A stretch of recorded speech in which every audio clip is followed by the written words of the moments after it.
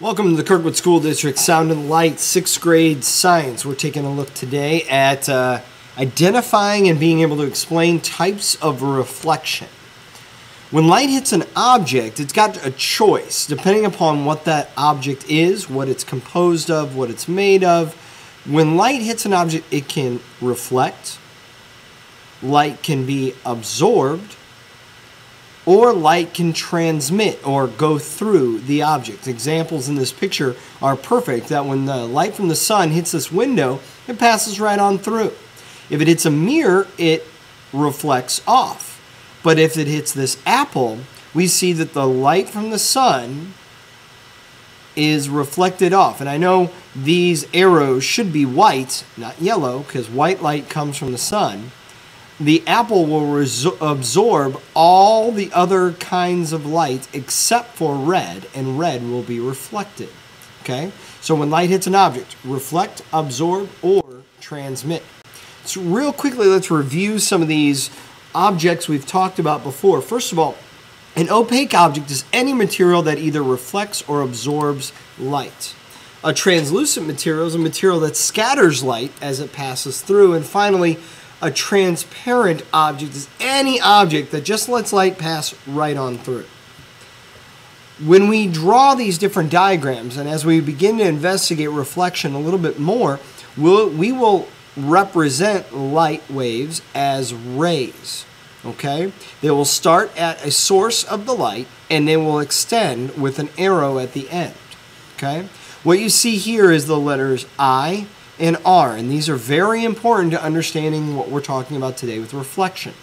I is the angle of incidence, the angle at which light strikes a surface. The R stands for the angle of reflection.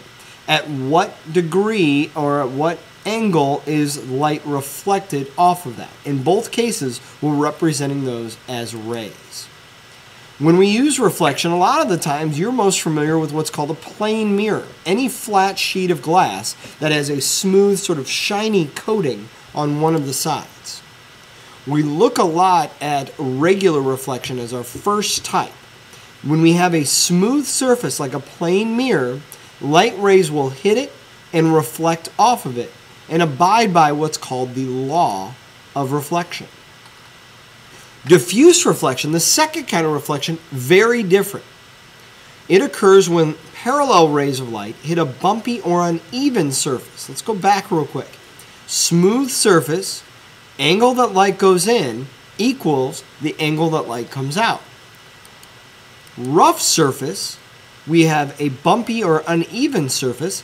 Light goes in, but the light that is reflected is very, very unsure as to what angle that's going to be. So it does not abide by the law of reflection. But diffuse reflection occurs when light hits an uneven or bumpy surface. So examples of diffuse reflection, light comes in, no idea where it's going to come out. Okay? Comparison, regular reflection, diffuse reflection. Plane mirror or any other surface that produces a reflected image. This is like any surface, but does not reflect a good image. Okay? Now this image that we talk about is a copy of the object formed by reflected or refracted rays. You think about this and understand this like if you're looking in a pond or a puddle.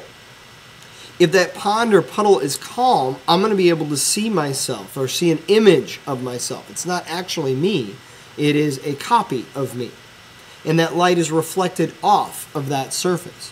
However, if we disturb that water, create an uneven surface, my image may not be there. I could also create what's called a virtual image. It's an upright image that forms where light seems to come from, virtually. Describes something that doesn't really exist. Okay?